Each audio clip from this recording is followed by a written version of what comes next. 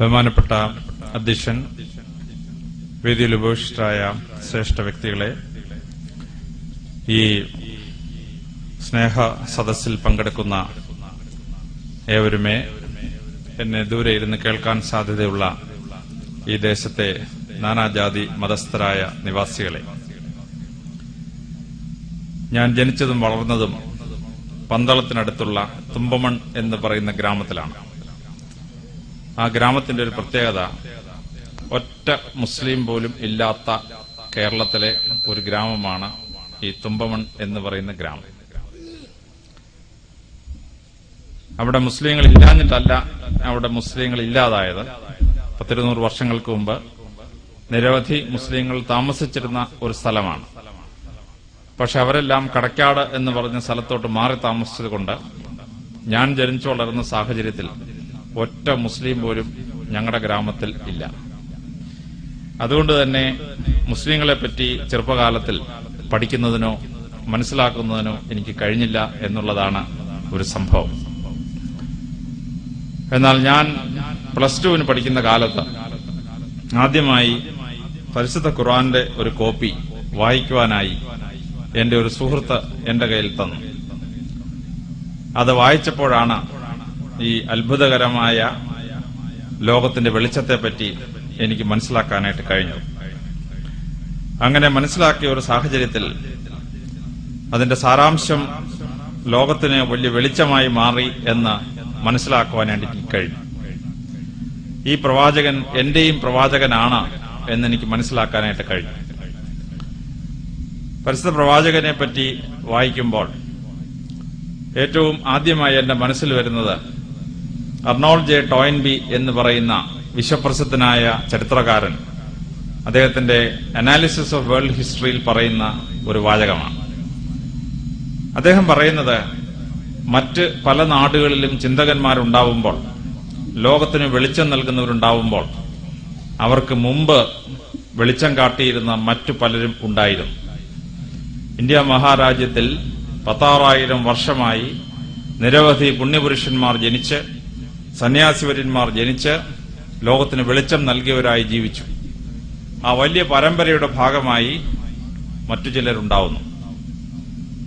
പാശ്ചാത്യ ദേശത്ത് 13,000 വർഷമായി നിരവധി പുണ്യപുരുഷന്മാർ ജീവിക്കുകയും അവരിൽ നിന്ന് ആ നാടിൽ ഒരു സാംസ്കാരിക ഔന്നത്യമുണ്ടാവുകയും ചെയ്ത ശേഷം പിന്നീടാണ് വലിയ വെളിച്ചങ്ങൾ എന്ന് നമ്മൾ കരുതുന്ന പലരും ഉണ്ടായത്. എന്നാൽ അർണോൾഡ് ജെ ടോയിൻബി പറയുന്നു, പരിശുദ്ധ പ്രവാചകനായ മുഹമ്മദ് നബി അറബി നാട്ടിൽ ജനിക്കുന്നതിന് മുമ്പ് ആ ദേശത്ത് നിന്ന് ഒരു മഹാനായ ഒരു വ്യക്തിയുടെ പേരോ ഒരു സംസ്കാര സമ്പന്നമായ ജനതയുടെ ചരിത്രമോ ലോകം കേട്ടിട്ടില്ല. മരുഭൂമിയിൽ ജീവിച്ചിരുന്ന കുറച്ച് ആൾക്കാർ എന്ന് മാത്രമേ ലോകത്തിന് അറിയാമായിരുന്നുള്ളൂ. അങ്ങനെ ഒരു ജനവിഭാഗത്തിൽ നിന്ന് ഒരു സംസ്കാരം ഉയർന്നു വരാൻ സാധ്യതയുള്ള സസ്യലതാദികൾ ഇടതൂർന്നു വരുന്ന നദീതടങ്ങളില്ലാത്ത ഒരു സ്ഥലത്ത് നിന്ന് ഇത്ര വലിയൊരു വെളിച്ചം ലോകത്തിന് എങ്ങനെ ഉണ്ടായി എന്ന് അർണോൾഡ് ജെ ടോയിൻബി അത്ഭുതം കൂറുകയാണ്. ഈ വെളിച്ചം അന്ന് ഉണ്ടായില്ലായിരുന്നുവെങ്കിൽ പിന്നീടുള്ള ലോക ചരിത്രം വളരെ അന്ധകാരമയമാകുമായിരുന്നു എന്ന് അർണോൾഡ് ജെ ടോയിൻബി കൺക്ലൂഡ് ചെയ്യുമ്പോഴാണ് പരിശുദ്ധ പ്രവാചകന്റെ മഹത്വം വളരെ കൃത്യമായി നമുക്ക് മനസ്സിലാക്കാനായിട്ട് കഴിയുക. മക്രോഹിൽ കമ്പനി അതിന്റെ പ്രസിദ്ധമായ ഒരു പുസ്തകം പബ്ലിഷ് ചെയ്തു. The 100 great men of the world എന്നാണ് ആ പുസ്തകം. ലോകത്തിലെ ഏറ്റവും മഹാന്മാരായ 100 വ്യക്തികൾ. ആ പുസ്തകം എടുത്ത് വായിക്കുമ്പോൾ number 1 prophet Muhammad, number 3 is Jesus Christ. അമേരിക്കയിലാണ് ഈ പുസ്തകം പബ്ലിഷ് ചെയ്തത്. അമേരിക്കൻ ഭൂഖണ്ഡം മുഴുവൻ ഇളകി മറിഞ്ഞു. ആയിരക്കണക്കിന് ലെറ്റേഴ്സ് മക്രോഹിൽ കമ്പനി കിട്ടി. മക്രോഹിൽ കമ്പനി ഇന്റർനെറ്റിൽ 1 മില്യൺ ഹിറ്റ്സ് അടിച്ചു. നിങ്ങൾ എന്തുകൊണ്ടാണ് why you placed Prophet Muhammad above Jesus Christ? This was a question. Internet മുഴുവൻ അടിച്ച് 1 മില്യൺ ഹിറ്റ്സ് കെയിം. മക്രോഹിൽ കമ്പനി പെട്ടെന്ന് അമ്പരന്ന് പോയി. അവര് ഉത്തരം കണ്ടുപിടിച്ചിട്ടല്ല ഈ അനാലിസിസ് അവതരിപ്പിച്ചിരുന്നത്. അതുകൊണ്ട് തന്നെ അവർ number 1 prophet Muhammad, number 2 lord Buddha ഞാൻ നമ്പർ 3 ജീസസ് ക്രൈസ്റ്റ് എന്നുള്ള അനാലിസിസിൽ പെട്ടെന്ന് ഉത്തരം കണ്ടെത്താൻ ബുദ്ധിമുട്ടി. പക്ഷേ 72 മണിക്കൂറുകൾക്ക് ശേഷം through the internet McGraw Hill company gave an analysis. എന്തുകൊണ്ടാണ് പ്രോഫറ്റ് മുഹമ്മദിനെ നമ്പർ 1 ആയി കരുതുന്നത്? ആ അനാലിസിസിന് 9 ഭാഗങ്ങളുണ്ടായിരുന്നു. That why was answered with 9 answers. പ്രവാചകനെ പറ്റി മനസ്സിലാക്കുമ്പോൾ ആ 9 ഉത്തരങ്ങൾ നമ്മൾ ശ്രദ്ധാപൂർവം മനസ്സിലാക്കേണ്ട ഉത്തരങ്ങളാണ്. അർണോൾഡ് ടോയിൻബി പറയുന്നത് പോലെ അതിനു മുമ്പ് ഒരു സാംസ്കാരിക ഔന്നത്യം കാണിക്കാതെ, ചിന്തകന്മാരുടെ നിരയെ അവതരിപ്പിക്കാതെ പെട്ടെന്നൊരു പ്രകാശം ഉദിച്ചുയരുകയും ആ പ്രകാശം ലോകത്തെ മുഴുവൻ വെളിച്ചമായി തീരുകയും ചെയ്യുന്നു എന്ന് മനസ്സിലാക്കുമ്പോൾ ആ ഗ്രേറ്റ്നസ് മനസ്സിലാക്കാൻ പറ്റുകയാണ്. മഗ്രോ-ഹിൽ കമ്പനിയുടെ അനാലിസിസ് തുടങ്ങുന്നത് തന്നെ വളരെ ചിന്തിപ്പിക്കുന്ന ഒരു അനാലിസിസ് ആണ്. അവർ പറയുന്നു AD 570 പരിശുദ്ധ പ്രവാചകൻ ജനിക്കുന്നു. 610 അദ്ദേഹത്തിന് 40 വയസ്സാകുന്നത് വരെ ഹിറ ഗുഹയിൽ വെച്ച് മലാഖയാൽ സത്യം വെളിവാക്കപ്പെടുന്നത് വരെ there was nothing unusual in that person. അറബി നാട്ടിൽ ജനിച്ച മറ്റുള്ളവരെ പോലെ പ്രവാചക ദൗത്യം 40 വയസ്സിൽ മലാഖയാൽ അദ്ദേഹത്തിന് നൽകപ്പെടുന്നത് വരെ he was just like any other ordinary man. അദ്ദേഹത്തെ പറ്റി ആകെ ഔന്നത്യം മനസ്സിലാക്കിയ ഒരൊറ്റ വ്യക്തി ഉണ്ടായിരുന്നുള്ളൂ. അത് ഓർത്തഡോക്സ് വൈദികനായിരുന്ന ബുഹൈറ എന്ന വൈദികൻ. 20 വയസ്സാണോ 19 വയസ്സെന്ന് എനിക്ക് അത്ര ഉറപ്പില്ല. ആ വയസ്സിൽ വെച്ച് പ്രവാചകനെ കാണുമ്പോൾ ബുഹൈറ പെട്ടെന്ന് വണങ്ങുകയും പ്രവാചകന്റെ തലയിൽ എണ്ണയാൽ അഭിഷിക്തനാക്കുകയും ചെയ്ത ശേഷം നീ മഹാനായ പ്രവാചകനാവും എന്ന് ഒരു ഓർത്തഡോക്സ് വൈദികൻ, ക്രൈസ്തവ വൈദികൻ പ്രവചിക്കുന്നു. അതല്ലാതെ ഈ 40 വയസ്സ് വരെ there was nothing unusual. 40 വയസ്സിൽ ഈ പ്രവാചക ദൗത്യം ഏറ്റെടുക്കപ്പെട്ട ശേഷം അദ്ദേഹം ഈ ഭൂമിയിൽ ജീവിച്ചിരുന്നത് 22 വർഷങ്ങൾ മാത്രമേ ഉള്ളൂ. ആ 22 വർഷങ്ങളിൽ ലോക ചരിത്രം മാറ്റി എഴുതപ്പെട്ടു എന്നുള്ളതാണ് മഗ്രോ-ഹിൽ കമ്പനി പറയുന്ന അനാലിസിസിൽ ഏറ്റവും പ്രധാനം. 610 അദ്ദേഹം പ്രവാചക ദൗത്യം ഏറ്റെടുത്ത ശേഷം the first 12 years was the years of revolt. 622 ആയപ്പോഴേക്കും അദ്ദേഹം മെക്കയിൽ നിന്ന് മദീനയിലേക്ക് ഓടിപ്പോകേണ്ട സാഹചര്യം ഉണ്ടായി. 1-2 കിലോമീറ്റർ അല്ല, 410 കിലോമീറ്റേഴ്സ്. തിരുവനന്തപുരത്ത് നിന്ന് കോഴിക്കോട് പോകുന്ന അത്രയും ദൂരമാണ് ഈ മക്കയിൽ നിന്ന് മദീനയ്ക്കുള്ള ദൂരം. ആ 410 കിലോമീറ്റർ അദ്ദേഹം ഓടിയപ്പോൾ ദ ലോങ് മാർച്ച്, ദ എനാൻ ഡേയ്സ് എന്നൊക്കെ പറഞ്ഞ് കമ്മ്യൂണിസ്റ്റ് ചൈനയുടെ ചരിത്രത്തിൽ പറയുന്നത് പോലെ ഒരു ലോങ് മാർച്ച്. കാരണം ഡെസേർട്ടിൽ 410 കിലോമീറ്റർ യാത്ര ചെയ്യുന്നത് സമതലത്തിൽ 410 കിലോമീറ്റർ യാത്ര ചെയ്യുന്നതല്ല. Travelling in the desert for 410 kilometres is something like a long march. അദ്ദേഹം ആ മാർച്ച് കഴിഞ്ഞ് for 7 years he was in exile. 7 വർഷം അദ്ദേഹം ഒരു എക്സൈലായിട്ട് ജീവിച്ചു. In 629 he returns. 629 അദ്ദേഹം തിരിച്ച് മെക്കയിലെത്തുന്നു. പിന്നെ 3 years he's he successful life. At the age of 62 he dyes. 632 AD അദ്ദേഹം മരിക്കുകയാണ്. But how come a man who was under revolt for 10 years, under flight for 7 years, and had successful life only for 3 years, could change the world? അവിടെയാണ് മഗ്രോ-ഹിൽ company പറയുന്നത് ആ ലോകത്തെ മാറ്റിമറിച്ച് 22 വർഷങ്ങൾ unbelievable എന്നാണ് മഗ്രോ-ഹിൽ കമ്പനിയുടെ comment. അവിശ്വസനീയം എന്നാണ്. വിശ്വസിക്കാനാവാത്ത 22 വർഷങ്ങളാണ് ലോക ചരിത്രത്തെ മാറ്റിമറിച്ച ആ വർഷങ്ങൾ. അങ്ങനെ ആ ലോക ചരിത്രത്തെ ആ 22 വർഷങ്ങൾ മാറ്റിമറിച്ചിട്ടില്ലായിരുന്നുവെങ്കിൽ the modern civilization, the western civilization would have been impossible. അവിടെയാണ് പ്രോഫറ്റിന്റെ മഹത്വം ആദ്യമായി മഗ്രോ-ഹിൽ കമ്പനി എക്സ്പ്ലെയിൻ ചെയ്യുന്നത്. കാരണം 5-ാം നൂറ്റാണ്ട് മുതൽ 15-ാം നൂറ്റാണ്ട് വരെ യൂറോപ്പ് അന്ധകാര യുഗത്തിലായിരുന്നു. യൂറോപ്പ് മുഴുവൻ അന്ധകാര യുഗത്തിലായിരുന്ന കാലത്ത് ഇന്ത്യയും അന്ധകാര യുഗത്തിലേക്ക് പ്രവേശിച്ചിരുന്നു എന്നാണ്. The middle ages was the dark ages. ഈ ഡാർക്ക് ഏജസിൽ നിന്ന് യൂറോപ്പ് പുറത്തേക്ക് വരുന്ന റെനൈസൻസ് എന്ന് പറയുന്ന പുനർജനനത്തിൻ്റെതായ കാലഘട്ടത്തിൽ യൂറോപ്പിന് എവിടുന്നാണ് ഈ മഹത്തായ പുസ്തകങ്ങൾ ലഭിച്ചത്?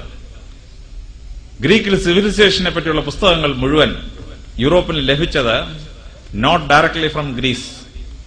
ആ പുസ്തകങ്ങളെല്ലാം ഇസ്ലാമിക് യൂണിവേഴ്സിറ്റീസിൽ സൂക്ഷിച്ചു വെക്കുകയും ആ ഇസ്ലാമിക് യൂണിവേഴ്സിറ്റീസിൽ നിന്ന് ട്രാൻസ്ലേഷൻസ് ആയി യൂറോപ്പിൽ എത്തുകയും ചെയ്തതാണ് റിനൈസൻസിന് തുടക്കമിട്ട അത്ഭുതകരമായ സംഭവം എന്ന് പറയുന്നത്.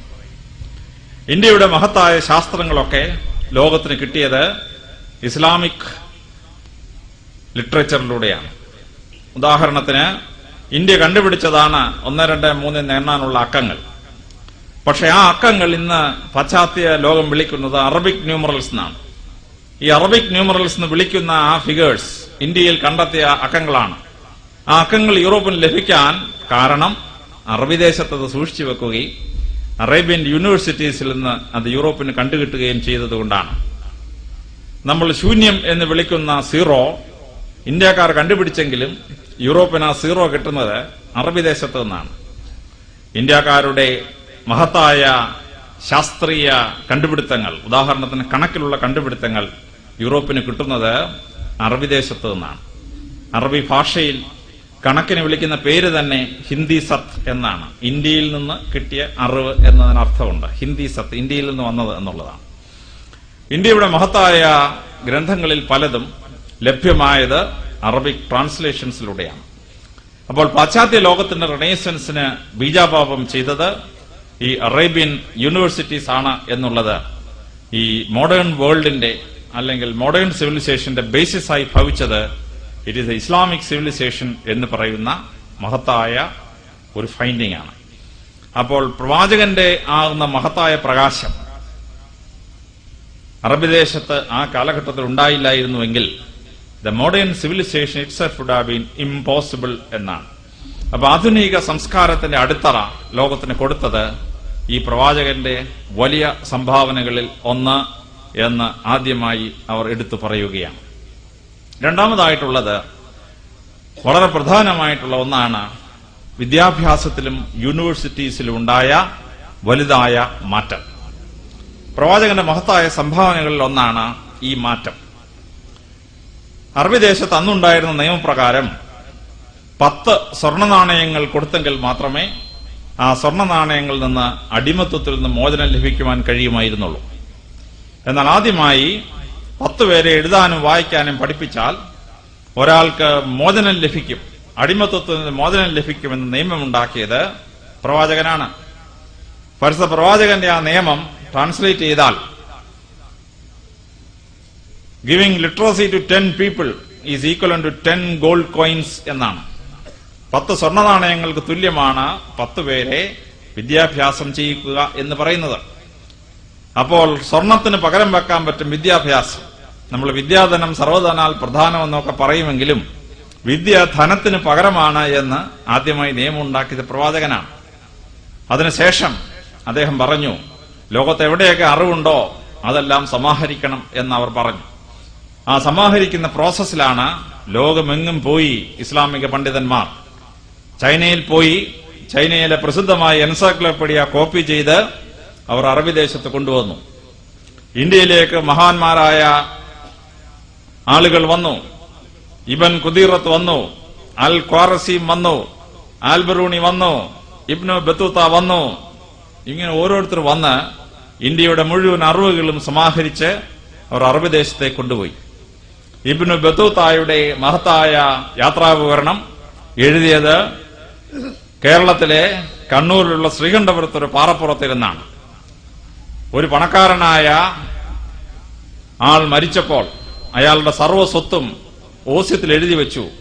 ഇബ്നു ബത്തൂത്തായുടെ യാത്രാവിവരണങ്ങളെപ്പറ്റി റിസർച്ച് ചെയ്ത ഗ്രന്ഥം പബ്ലിഷ് ചെയ്യുന്നതിന് വേണ്ടി എന്റെ സർവ്വസ്വത്തും മാറ്റിവെക്കുന്നു. So many millions of rupees. ആ പൈസയുമായി ഒരാൾ കണ്ണൂരിലെത്തി. ഞാനന്ന് കണ്ണൂർ SP ആണ്. അപ്പോൾ ഈ സംഗതികളൊക്കെ രേഖപ്പെടുത്തി വെക്കുന്നതിന് വേണ്ടി ഫോറിൻ രജിസ്ട്രേഷൻ ഓഫീസർ ഞാനായതുകൊണ്ടാണ് ഈ മനുഷ്യന്റെ അടുത്ത് എത്തുന്നത്. പക്ഷെ അയാളുടെ കൂടെ ഞാനും യാത്ര ചെയ്തു. അങ്ങനെ കണ്ണൂരിൽ ഓരോ സ്ഥലത്ത് പോയതും ഇബ്നു ബത്തൂത്ത ഓരോ സ്ഥലത്തിന് പേരിട്ടതും, ഉദാഹരണത്തിന് കണ്ണൂരിലുള്ള മാട്ടൂൽ എന്ന് പറയുന്ന ഉപദ്വീപിന് പേരിട്ടത് ഇബ്നു ബത്തൂത്തയാണ്. മാട്ടൂൽ എന്തൊരു നീളം എന്നാണ് അതിന്റെ അർത്ഥം. അങ്ങനെ ശ്രീകണ്ഠപുരത്തുള്ള പാറപ്പുറത്തിരുന്ന് പുസ്തകം എഴുതിയതും അത് മുഴുവൻ രേഖപ്പെടുത്തി ആ പുസ്തകം അവസാനം പബ്ലിഷ് ചെയ്തു. അപ്പൊ ഇങ്ങനെ ലോകം മുഴുവൻ യാത്രക്കാർ പോയി അത് വിവരം ശേഖരിച്ചു കൊണ്ടുവന്ന് ലോകത്തുള്ള സിവിലൈസേഷന്റെ മുഴുവൻ കണ്ടന്റ് കൊണ്ടുവന്ന് അറേബ്യൻ യൂണിവേഴ്സിറ്റീസിൽ സൂക്ഷിക്കുകയും ആ യൂണിവേഴ്സിറ്റി എന്ന വിദ്യാഭ്യാസ സമ്പ്രദായം ലോകത്തിന് ലഭിക്കുകയും ചെയ്തു. ഇന്ത്യയിലെ നളന്ദ യൂണിവേഴ്സിറ്റിയും തക്ഷശില യൂണിവേഴ്സിറ്റിയും ഉദന്തപുരി യൂണിവേഴ്സിറ്റിയും ഒക്കെ കോപ്പി ചെയ്ത് അറബികൾ വലിയ യൂണിവേഴ്സിറ്റീസ് ഉണ്ടാക്കി. അങ്ങനെ ഏറ്റവും മഹത്തായ ഒരു യൂണിവേഴ്സിറ്റി ആയിരുന്നു ബാഗ്ദാദ് എന്ന് പറയുന്ന യൂണിവേഴ്സിറ്റി. ആ ബാഗ്ദാദിലെ യൂണിവേഴ്സിറ്റി ലൈബ്രറിയിൽ 5 ലക്ഷം പുസ്തകങ്ങൾ ഉണ്ടായിരുന്നു എന്നാണ് രേഖപ്പെടുത്തിയിട്ടുള്ളത്. ഈജിപ്തിലെ ഏറ്റവും വലിയ പട്ടണം മെംഫിസ് ആയിരുന്നു. പക്ഷെ ഈജിപ്തിൽ വലിയൊരു യൂണിവേഴ്സിറ്റി ഉണ്ടാക്കി, അതാണ് കെയ്റോ യൂണിവേഴ്സിറ്റി. അവസാനം മെംഫിസ് തലസ്ഥാന പട്ടണമായിരുന്നുവെങ്കിലും ഈജിപ്തിന് തലസ്ഥാനമായി മാറി ഈ വിദ്യാഭ്യാസ പട്ടണമായ കെയ്റോ.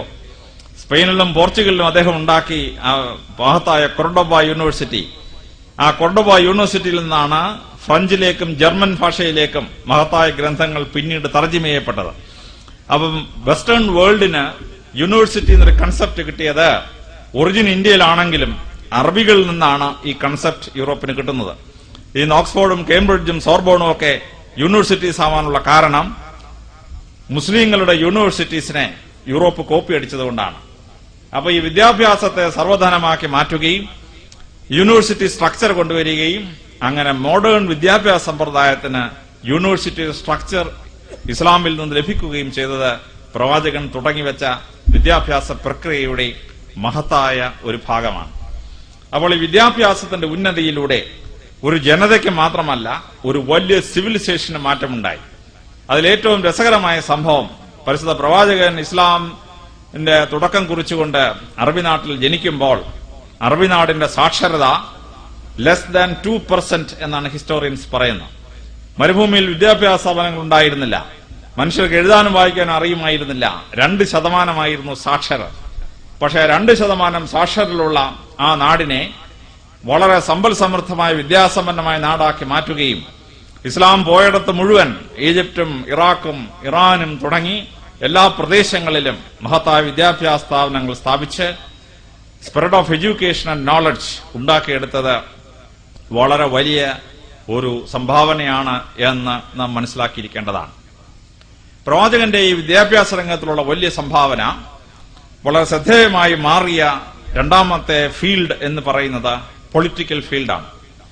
രാഷ്ട്രമീമാംസയിലെ സംഘടനാ പാടവത്തിൽ അസൂയാവഹമായ ഒരു നേട്ടം ഇസ്ലാം കൈവരിക്കുവാനിടയായി.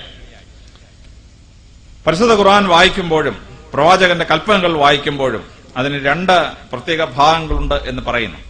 ഒന്ന് മക്കി, അദ്ദേഹം മക്കയിൽ വെച്ച് എഴുതിയതും 2 മദനി എന്ന് പറയുന്ന മദീനയിൽ വെച്ച് എഴുതിയതുമായ ഭാഗങ്ങളാണ്. ഇതിലെ മക്ക ഭാഗങ്ങൾ religious and theological principle great ആണെങ്കിൽ the Madani is considered to be very great in administrative field. ആ പൊളിറ്റിക്കൽ അഡ്മിനിസ്ട്രേഷനിൽ വളരെ ശ്രദ്ധാർഹമായ മാറ്റങ്ങൾ അദ്ദേഹം ഉണ്ടാക്കി. ആ ശ്രദ്ധാർഹമായ മാറ്റങ്ങൾ ഉണ്ടാക്കിയത് ലോകമെങ്ങും സ്വാധീനിക്കപ്പെട്ടു.